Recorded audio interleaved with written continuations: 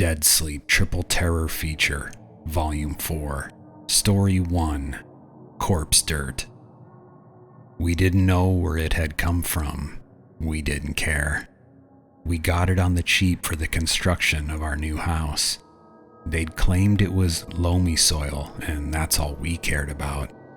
Good for house foundations and whatnot. A guy with a dump truck that looks like it's from the 1960s shows up and unloads dirt on our land. The truck is faded, chipped, and rust-pimpled. The back of the truck is rigged with old stakes of wood. The guy has a mustache that looks like two fat, hairy worms through the distorted glass. We don't talk to him. We leave his money in our mailbox for when he returns with more dirt. Almost a year later, Nikki and I and the kids have just moved in. New house. We're all sitting on the couch watching TV. Cable and internet just installed. Something attracts our attention on the little shelf to the right above the TV. Something up there totters and starts to slide. The urn that contains the ashes of Nikki's sister shatters on the ground. We sweep up the ashes. Nikki cries. The kids go to their rooms. Did the constructors build the house level? We should get someone to come out and double check. The kids are in their rooms. An hour or two passes. I rub Nikki's feet. Gets close to lunch. It's Sunday. I've got pasta and vegetarian meatballs going. The kids are in their rooms. We think, we hope, doing homework so that we can all watch TV again later. I'm tasting the 3-cheese tomato sauce that's been simmering, blowing on it and tasting when we hear a pounding racket on the other side of the house. I hit the handle of the pot and the tomato sauce flies up on my chest. It burns like fire. It drips down slowly like partly coagulated blood filled with 3-cheese pus. There's that pounding on the other side of the house. Nikki's up off the couch. "You okay?" she says. "Yeah," I say. "Don't think I was burned too bad. Shirt saved me." Before I finished answering, she's running to go check on the kids. A couple seconds later, Nikki is shouting. I don't hear any of the kids other than that pounding. Nikki yells for Layla to open up. The kids should all be in their rooms. Our kids are 5, 8, and 13. I run out of the kitchen, around the corner, and down the hall. While someone pounds behind a door down the hall, my heart pounds on the other side of my soaked, burned chest. I get to Layla's room where Nikki is, where that racket is coming from. Nikki is trying to open the door. She's already tried to unlock it with the room key. It was not locked, she says. The beating stops when I move to help Nikki. We can open the door again. When we do, no one is inside. We check under her bed. We pull out a zoo of teddy bears from her open closet. Layla, our 5-year-old, is gone from her room. Nikki had just stopped crying about her sister's ashes, but now there are fresh tears. Something like a living ink stain spreads out inside me. It spreads as we go to each room. We find that all of our children are missing. But there are common themes, open windows with dirt on each windowsill. We hadn't noticed with Layla's room because the curtains had been in the way. We hear something scraping over the floor, back where we had come from. When we get to the kitchen and the living room, we find chairs propped against the front and back doors. Then we hear something like muffled screams or cries outside, like mouths being covered with hands. Nikki and I are panting and shouting our throats out as we try to budge a chair at the front door that feels like it's always been there, like it's always been a part of this newly constructed house. We split up, one at each door. We try to pull loose either chair. The front and back doors are wedged shut with chairs that will not move. We sprint around to the windows. The ones around the living room and kitchen are all jammed, and we can't open any of the bedroom doors. Memories we've had with Layla, Emily, and Zoe flash through my mind. I don't want to know what Nikki is thinking. I'm more afraid than I've ever been, angrier than I've ever been. A hacking, splitting noise startles me so much I release my grip on the chair at the front door and fall down. I get up and follow the noise until I can see Nikki has an axe, one I'd forgotten about that had still been packed away. She has it and she's going to work on the chair at the back door with great big grunts. I can no longer hear the muffled cries outside. Running over to Nikki, I slide across the linoleum of the kitchen. I almost fall again before I get there. I dive into the weakened chair and it collapses under my weight. I get up coughing, somehow not impaled by any pieces of wood. Nikki opens the door. Air and sunlight, a breeze and birds and squirrels. Should be an ordinary beautiful day. We rush out the back. We don't see the children out there, but their muffled cries had come from the front. Hadn't they? The backyard gate about gets torn off its hinges as Nikki and I barrel ahead. I keep thinking we're too late. Then we see them. They're out there, about halfway between our house and the street, playing in the dirt. That dirt should be covered in grass sod. The squares of grass had been torn aside and stacked up. Layla, Emily, and Zoe, ages 5, 8, and 13, are all playing together in the dirt. It's strange to see a 13-year-old playing with her younger siblings. Even stranger to see a 13-year-old playing in the dirt. Nikki screams, reaches out, and grabs my tomato sauce-soaked shirt so tightly that I can feel her nails dig into my burned flesh. I see what she's seen. Before they'd had their backs to us, but now Layla and Zoe have turned around. As they play in the dirt, their eyes are shut. They stay shut. Emily, our middle child, is still facing the street. I notice another thing. Their bodies don't look like they are moving on their own. It's like someone else is moving them. Nikki pulls me as she runs until I'm snapped out of my stupor. We're expecting the kind of struggle we'd had with the chairs. There are no axes we can use here, though. These are our children. They have a pulse. They are breathing. Nikki and I try to move our children who dance in our arms. Something has them and won't let go. Something strong. It smells foul. My initial thought is that one of our kids has soiled themselves, but it doesn't smell like that. We struggle, afraid to use too much force and afraid to use too little. Layla murmurs vomit, her eyes still closed. It covers her like the bib of tomato sauce on my shirt. Only after a passing car honks are the children released. Nikki and I have to push them together so they don't get hurt from falling. Parental instinct.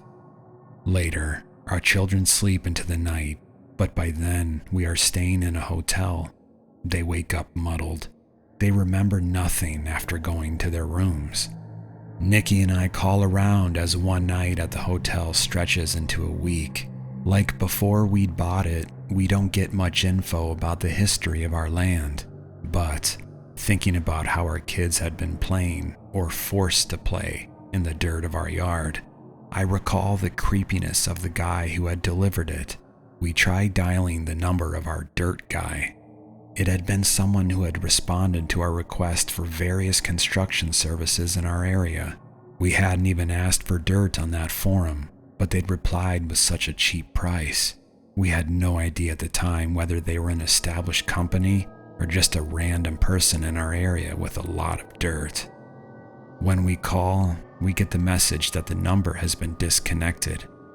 So we go back and view the posting history of our dirt guy on the forum they replied on.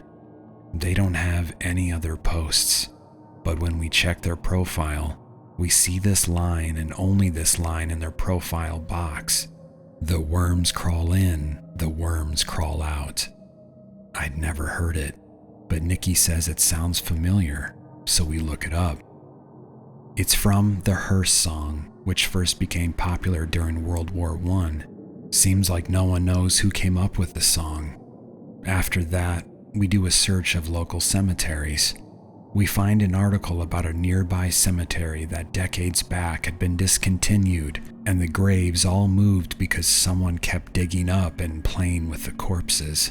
When we search the disconnected phone number for our dirt guy, we find that the number had at one time belonged to the defunct cemetery. Our children are all right, but it worries us to no end when we wonder what might happen if we stay. Nikki and I are debating whether to put our house on the market or bulldoze it and go into debt. Story 2. As a child, my father would lock me in a cage. I now know why. As a child, I never understood why my father kept me in a cage. I was raised in a rural community, far away from any city. My dad was an arborist, and my mom left before I can remember. For the most part, I spent my childhood isolated from other children. We would go to church sometimes, but rarely interacted with other community members. My dad hunted, and we mostly ate venison, waterfowl, and sometimes bear. Our house was a small shack deep in the mountains, so our human contact was minimal. Next to the side of the house was the opening to a cellar. What was down there still haunts me to this day. Once a month, my father would strip me naked and drag me downstairs to the basement. When I was young, I cooperated with his demands, but I became more defiant as I aged. "No, Dad, you're not going to take me down there," I kicked and screamed. On occasion, I bit and scratched at him, making him bleed profusely. All the while, he stared forward and kept marching. The cellar itself was dark and cramped. He would throw me in and lock the door behind me. In the corner was an animal cage about 6 feet tall with a 5-foot by 4-foot base. In the dark, I could make out what looked like bones scattered across the floor of the cellar. I banged on the cage and begged him to let me free. "This is for your own good," he often said. He never made eye contact with me on these occasions. He simply locked me in my cage, walked up the stairs, and shut the cellar door, leaving me in darkness. The light that entered the room was so faint that even when my eyes had adjusted to the dark, I still could not make up the contents of the room. Those nights were horrid. At first, I felt a mild sensation of hunger, which soon turned into ravenousness.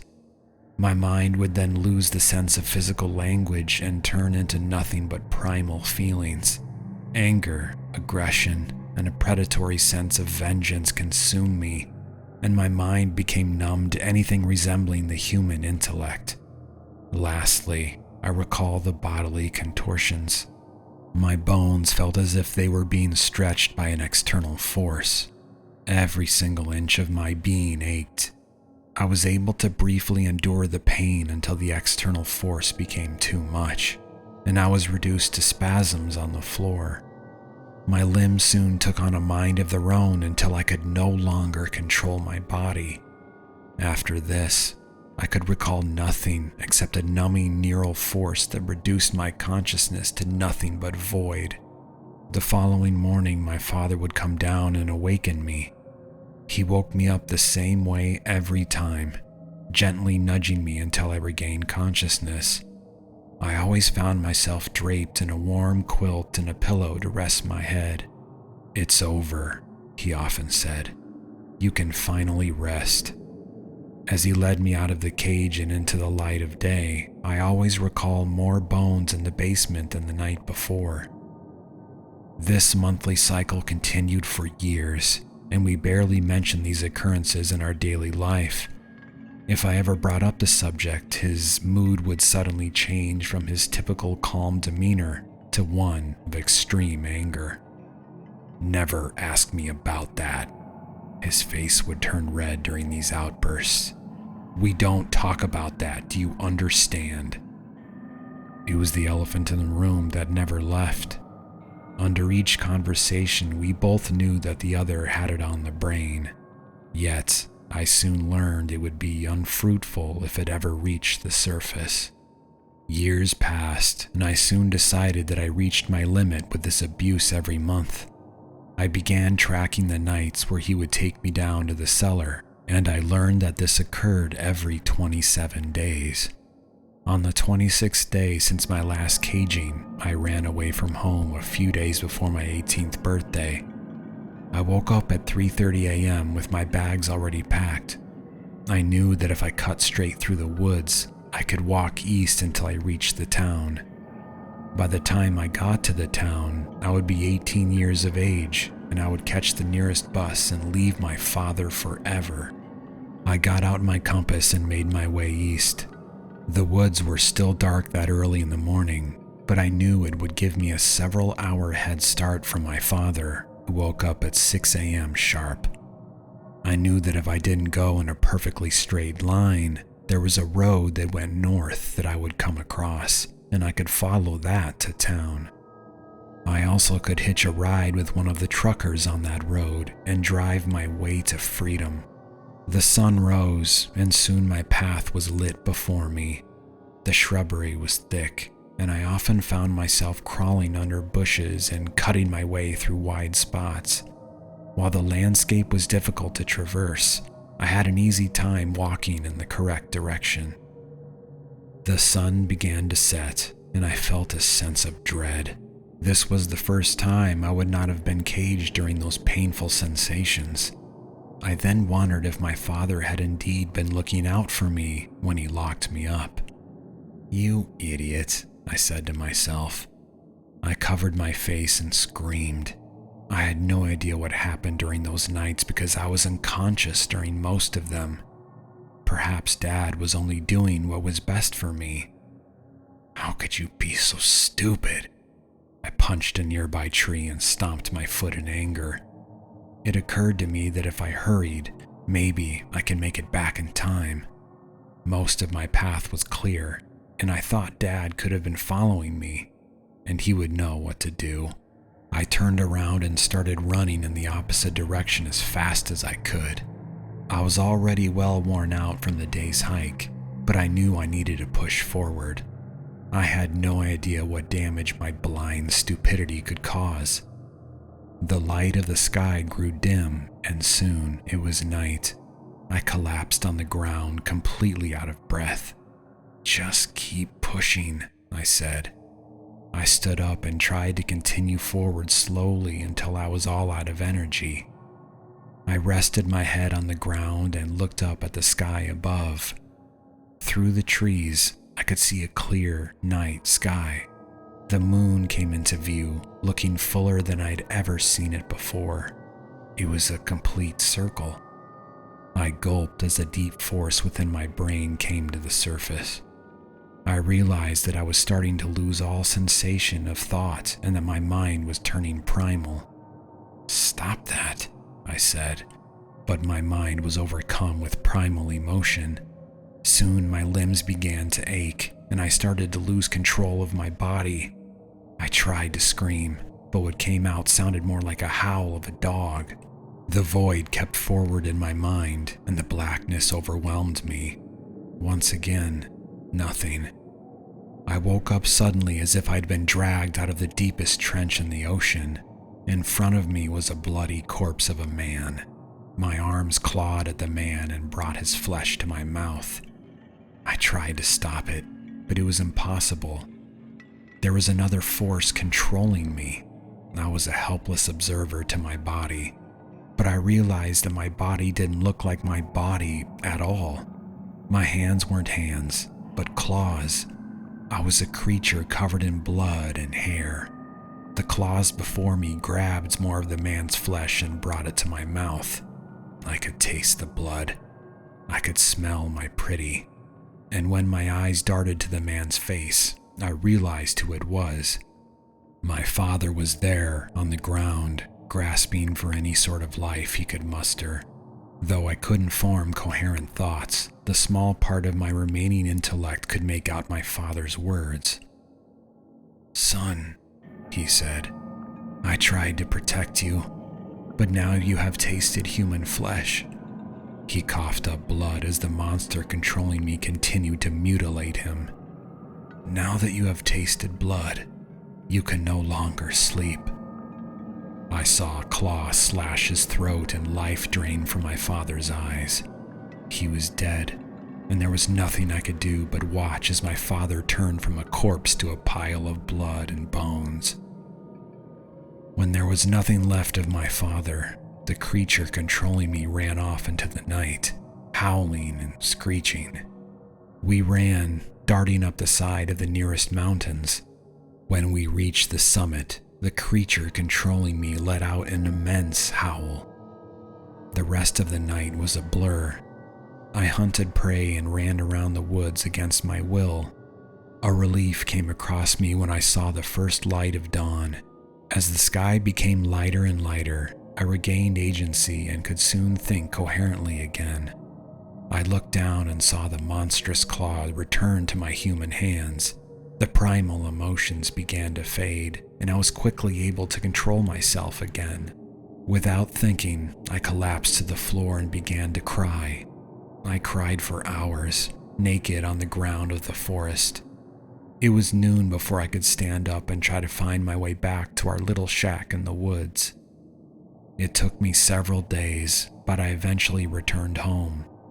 I opened the cellar and, for the first time, brought a flashlight with me.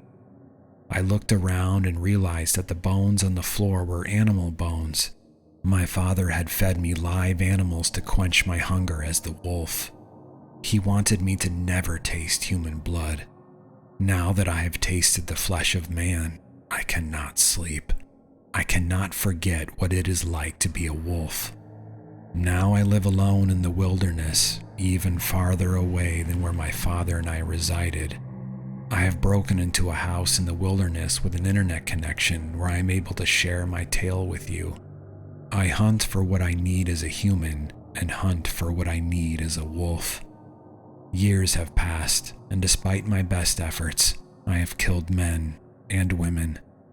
Those who choose to venture out into the wild are often unlucky when I'm waiting for them. Their screams are so horrifying that I wish I could just sleep them away and forget. But I can never forget because I now have tasted the blood of man. Story 3. I got a job working as a cemetery night watchman. I barely survived one night. In the spring of 2003, I graduated high school and had a scholarship lined up at a nearby community college. I decided to get a summer job in order to make some extra money before I started my freshman year that fall. As it happened, a friend of my dad's worked as a caretaker at a local cemetery, but was taking a couple months off in order to recuperate from some back surgery he had scheduled soon. Duke, my dad's friend, told me his son Brian, who was about my age, had already volunteered to fill in as a temporary daytime caretaker. But if I was interested, he had another job I might be interested in. I asked him what it was. He told me, night watchman. Apparently there had been several other cemeteries in the area that had been vandalized recently, probably the work of teenagers, and Duke needed someone to guard the cemetery between 8 p.m. when it closed to the public for the day and 5 a.m. when his son Brian would show up for his job. Duke told me it wasn't an official county position, but he was willing to pay me out of his own pocket to do it. I was a little hesitant to first accept the job. I'm not someone who spooks very easily, but the thought of being alone in a deserted cemetery at night for 9 hours did kind of give me the creeps. But I didn't really have anything else lined up for me that summer, and it sounded like it would beat flipping burgers at McDonald's anyway. So I shrugged and said, sure, why not? The cemetery where I'd be working was on the outskirts of town where I lived. Out in the country, surrounded by wide open farmland on 3 sides. The back of the cemetery ended at the edge of a small wooded area. It was pretty big and sprawling, maybe 6 acres, and was one of the oldest cemeteries in the area, with graves dating back to the early 1800s. I drove out there one bright, warm, late afternoon in early June for my first shift and was greeted by Duke, who was waiting for me near the entrance. He spent the next hour or so giving me a tour of the grounds and explaining what my job duties would consist of. Basically, I would give the whole cemetery a sweep every hour and write down any unusual activity, whatever that was, that I encountered. And if I found anyone trespassing, I shouldn't confront them. I should call the police instead. He took me into a small shed off to one side near the front. The place was crammed with tools and gardening equipment. There was a small desk with a chair and a notebook on it for me to log my reports on, and a big flashlight, the long kind that takes 4D batteries to power. As soon as Duke finished showing me around, his face suddenly turned serious. He told me he had something he wanted me to see, and took a ring of keys out of his pocket. I watched, intrigued, as he unlocked a tall metal locker against one wall and opened it. I gasped. Inside stood a 12-gauge pump-action shotgun and a box of shells. Duke held the locker open for a few seconds to show me the shotgun, then closed and relocked it. He explained to me that the shotgun was only for extreme emergencies and that he didn't want me to touch it unless I felt that my life was in danger. He went on to say that you never know what might show up at a cemetery after dark. Usually it was harmless stuff, bored kids looking for a place to drink and screw around. But cemeteries also tended to be hangout spots for all kinds of weirdos. Satanists, drug addicts, sometimes even grave robbers.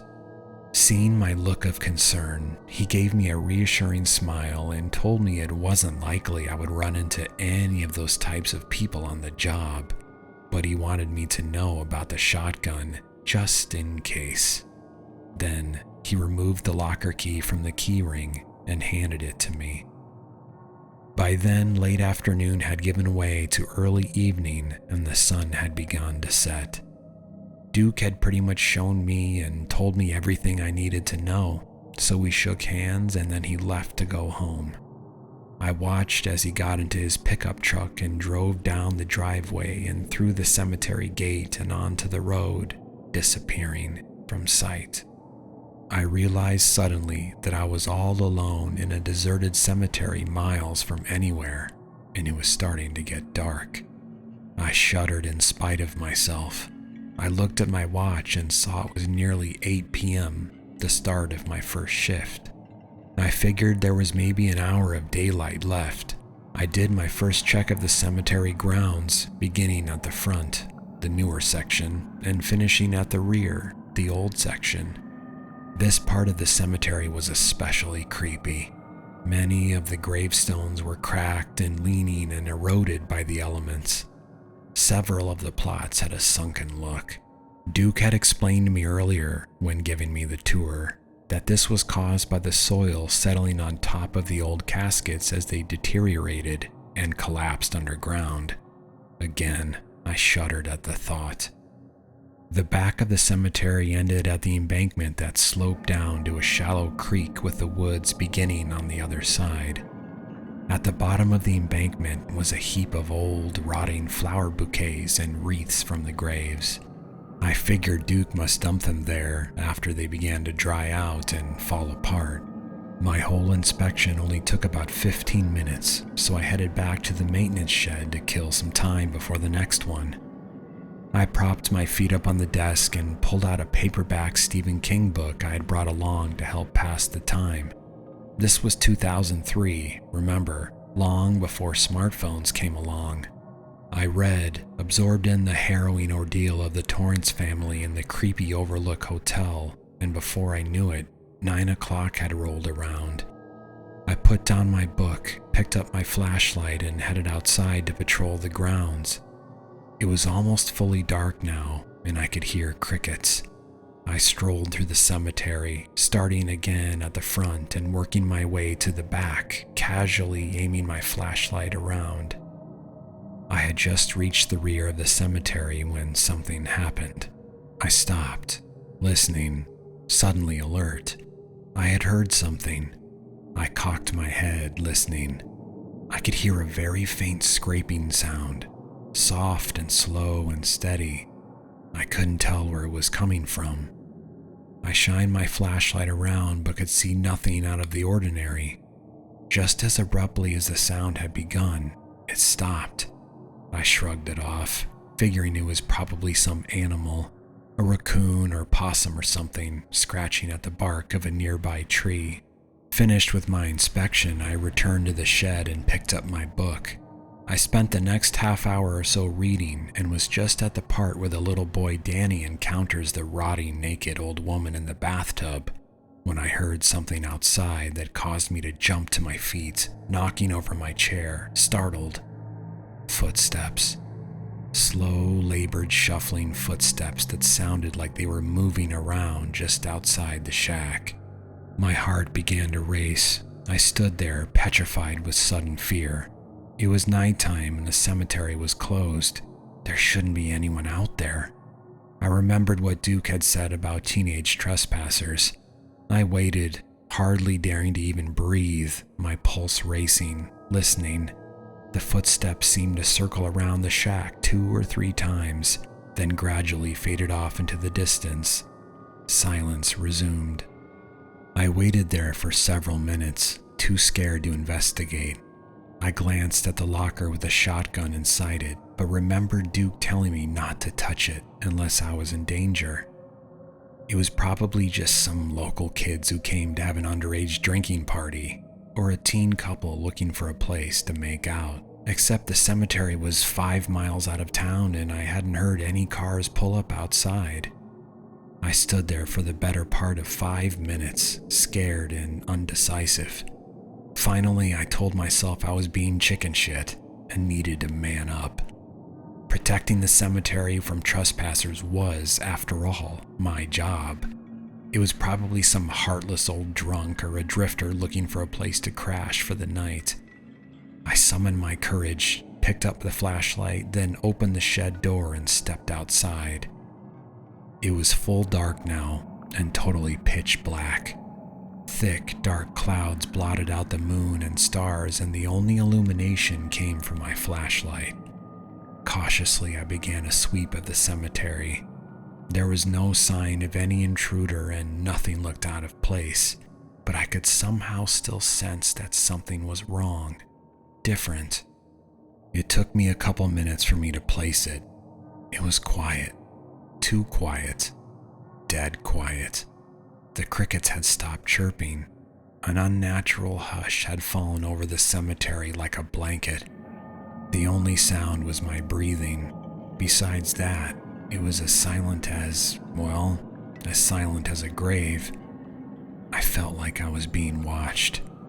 I had read that cliched expression in 1,000 bad horror stories and never believed it before then.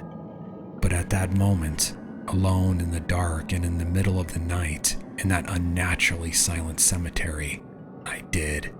It seemed like I could sense a dozen sets of predatory eyes boring into me, observing my every move.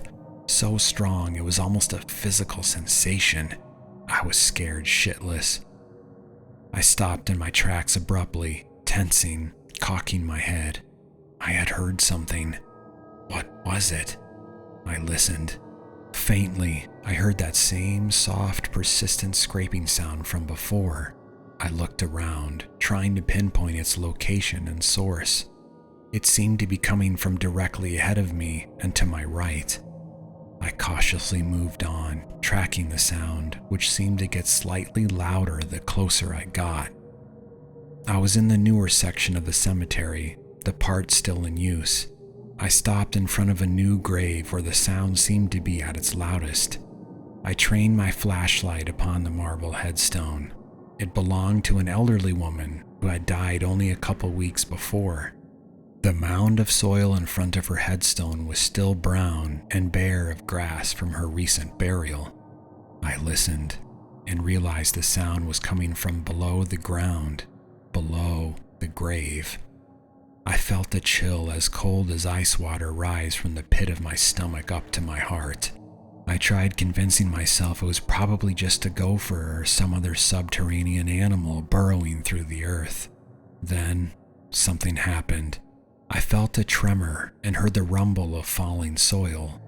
Earthquake, I thought for a split second, but it only seemed to be coming from the fresh grave before me, nowhere else.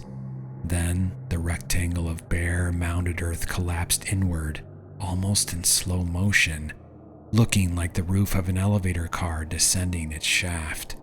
It happened in no more than 5 seconds. I stood there, transfixed in shock, before a gaping black hole that only seconds before had been a full grave. It took a few moments for my brain to process what I just witnessed. My mind was freaking out, screaming at me to run, but my body didn't listen. As scared as I was, some part of me was also curious. Some part of me had to see. Seemingly not on their own accord, my feet stepped to the edge of the sunken grave and I shined my flashlight down. The beam centered on a casket lying askew at the bottom of a pit that was at least 15 feet deep, much deeper than a grave, more like a mine shaft, with drifts of dirt all around it. And as I watched, the casket was moving, scooting along the bottom of the shaft, inch by inch, scraping through the dirt. I moved the beam of my flashlight to the other end of the casket, and what I saw is something that still haunts my dreams to this day. There was a gaping black hole, the entrance of a tunnel in the side of the pit, and a pair of thin, gray arms and unnaturally long fingers and long, black, claw-like fingernails were protruding from this hole, clutching the foot of the casket, dragging it into the tunnel a little at a time. That's when I turned and ran back to the shed, panting in terror. I reached in my pocket for my phone to call the police, but it wasn't there. I must have left it on the desk in the shed. I reached the shed, went through the door, and froze. The inside of the shed was in shambles. Everything had been trashed. Tools were scattered across the floor. The desk and chair had been turned over. My paperback had been torn to shreds, and my cell phone had been smashed to pieces. Someone had been in the shed while I had been outside. Or something. I stood there, taking in the destruction. Then I heard a sound coming from behind me. The same shuffling footsteps I had heard before. I spun around. I seemed to regress in age in a matter of a few seconds, reduced to the surreal, almost wondrous state of terror of a child in the grip of a nightmare. A figure stood in front of the doorway, only a few feet outside the shed. It was cast in shadow, only a silhouette, but I could see it was tall and thin, with unnaturally long, skinny arms that hung down nearly to its feet. Its eyes were red. I could see them glinting in the dark like embers. They were staring right at me. We stood there for what felt like eternity, regarding each other. Then, the shadowy figure took a step towards the door. I darted forward, slammed the door, and turned the lock. There was an unnaturally high-pitched chittering screech from outside, a sound more animal-like than human. The creature began to pound wildly against the shed door. I jumped as something else slammed against the rear wall of the shed. I could hear claws scratching against the wood as if something was trying to burrow through the wall. Something else slammed into the side of the shed. There were more than one of them, and they were all trying to break into the shed at the same time, trying to break in and get me. That was when I remembered the shotgun. I looked at the metal locker, still upright but now leaning askew against one corner. I frantically searched the pockets of my jeans until I found the key Duke had given me. With shaking hands, I unlocked the locker and grabbed the shotgun, hoping it was loaded. I had never touched a gun in my life, and I had no idea how to load one, and there wasn't enough time anyway. I fumbled with it inexpertly for a few seconds until I figured out how to get the safety off. The banging and screeching was coming from all around me. It sounded like the shed was surrounded on all four sides. I pumped the shotgun like I'd seen it done in the movies, then aimed it in my shaking hands at the door, clenched my teeth, and pulled the trigger. The explosion was louder than I ever would have imagined, and the kickback was so powerful it almost knocked me backwards. The next morning, I would find an ugly bruise on my right shoulder where the stock of the shotgun had struck me.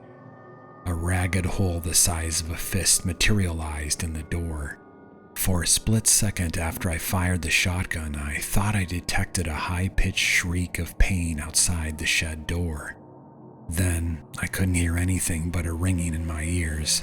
For a few seconds I feared I had gone deaf from the blast. Then, slowly my hearing returned. I knew because I could hear my own ragged breathing. Otherwise, there was silence. The screeching and banging had ceased. I listened intently, my heart pounding, but heard nothing. Then, cautiously, still clutching the shotgun, I crept to the battered shed floor, unlocked it and threw it open, leveling the shotgun. There was nothing there but blackness. I fled the shed, running in an all-out sprint to my car, leaped in, locked the doors, started the engine, and took off, slamming down on the gas pedal. I sped down the driveway, my tires shrieking and sending gravel flying. I shot through the gate, then turned onto the highway back to town. But just before I drove through the gate, I saw, or thought I saw, one last thing in my rearview mirror. Several pairs of glowing red eyes in the darkness behind my car. My phone had been destroyed, so I drove to the sheriff's office when I reached town and told them I had been attacked by grave robbers. I was scared and badly shaken, but still possessed enough sense to know they wouldn't believe me if I told them what I really encountered in the cemetery. After I gave my statement, they called my parents, who came and picked me up since I was still pretty rattled. My mom drove me home in their car while my dad followed behind us in mine. I went straight up to my room after we got back and fell into bed, but it was several hours before I managed to fall asleep. The state police came by the next day to ask me some questions, and I told them the same story I'd told the sheriff and his deputy. I had been doing my hourly inspection of the grounds and surprised a couple grave robbers who chased me back to the shed and tried breaking in before I'd scared them away with the shotgun Duke had showed me. I hadn't gotten a good look at their faces and couldn't even tell exactly how many there had been. The police didn't seem very satisfied with my answers and looked suspicious. I think they could even sense I was holding something back, but they didn't press the matter and left soon after. A couple days later, Duke stopped by the house to see how I was doing. I told him I was okay, but after my experience, I probably wouldn't be coming back to work. He seemed to understand and was apologetic about what had happened. He paid me $60 in cash for my single disastrous shift as a cemetery watchman. I noticed that something else seemed to be bothering him. He had a troubled frown on his face and seemed disturbed, maybe even a little scared. I asked him how the police investigation at the cemetery was going. There had been a brief story about it in the local TV news, and if they had found any clues, but he just shrugged and said so far there was not much to go on. Somehow I could sense he was lying. His answers seemed evasive, and I got the feeling he knew more than he was letting on. He left, and that was the last time I ever spoke to him. It took over a week for me to get over my ordeal, but then I was pretty much back to normal. I got a job working part-time at Blockbuster Video, back when that was a thing, for the rest of the summer, and started college that fall. After I graduated in 2007, I got a job in the city, found a decent apartment, married, and had 2 kids. It's been 18 years since that night, and I'd mostly put it behind me and forgotten about it, except for the occasional bad dream. Then, last month, something happened. I had taken my family to the rural town where I grew up to visit my parents for the weekend. Just by chance, I ran into Brian, Duke's son, while in town getting some groceries. He recognized me from when we had been kids. We had never really been close friends, but had attended the same schools growing up and belonged to some of the same social circles, and invited me to a bar where we reminisced about old times and caught up on each other's lives over a couple of beers. His father, Duke, had died peacefully in his sleep 8 years before, and now Brian worked in his dad's position as the cemetery groundskeeper. I asked Brian if the police ever got any leads on whoever it was who had dug up the grave and attacked me that night back in 2003. His mood instantly changed. His face darkened and became guarded. He was silent for some time and seemed to be debating in his head what he should tell me. Finally, he leaned in close to me and made me promise I would never tell anyone what he was about to tell me. I promised. Brian explained that the police had inspected the open grave and discovered the tunnel I had seen at the bottom. They had investigated and discovered a whole network of underground tunnels running below the cemetery that looked like they had been dug out by hand. Another tunnel entrance had been found partially concealed by undergrowth in the ditch at the bottom of the embankment in the rear of the cemetery. In the center of this subterranean tunnel system had been a large cavern that had been filled with splintered caskets, some dating back over 100 years, and bones and body parts, some still relatively fresh. The human remains had all shown signs of having been devoured. I felt the chill pass through my body. Brian finished off his beer with a hard swig and set the bottle down with a trembling hand. He went on to explain that after this gruesome discovery, the police had notified the FBI, who had shown up to investigate, and after the FBI came, another government agency had gotten involved. I asked him who, but he just shook his head and told me they hadn't said, only that their jurisdiction had superseded both the state police and the FBI. They had taken over the investigation, shut down the cemetery, and had ordered everyone involved, including Duke, to stay silent with the threat of prosecution and imprisonment if they breathed a word of it to anyone. The cemetery had been closed for over a year while men in hazmat suits had collected the bodies in plastic bags and loaded them into unmarked black vans. Then, one day, they were just gone. They left without a word, seemingly overnight, leaving no trace behind. The underground tunnels had been filled with dirt. After that, things had pretty much gone back to normal. Brian sat there quietly for a while. I thought he was finished, but then he added one final detail. The morning after my night in the cemetery, after the sheriff had looked around but before the state police had arrived to do more thorough investigation, Brian and his dad had found something outside the shed the sheriff had overlooked. A small puddle of black liquid on the ground outside the door I had fired the shotgun through. Duke had figured it was probably just split motor oil from a bottle in the shed and told Brian to clean it up. But Brian had noticed something his dad hadn't. A thin trail of the same black substance in the grass leading away from the shed toward the embankment in the back of the cemetery. He had been curious and collected a small sample in a jar when his father wasn't looking and mailed it to an older cousin of his who worked as a technician in the anthropology department of a university across the state. A couple weeks later, Brian's cousin called him. They had analyzed the sample. They were able to determine it was blood, but the DNA sequence wasn't like anything they had ever seen before. They couldn't identify what the blood sample had come from, but whatever it wasn't human.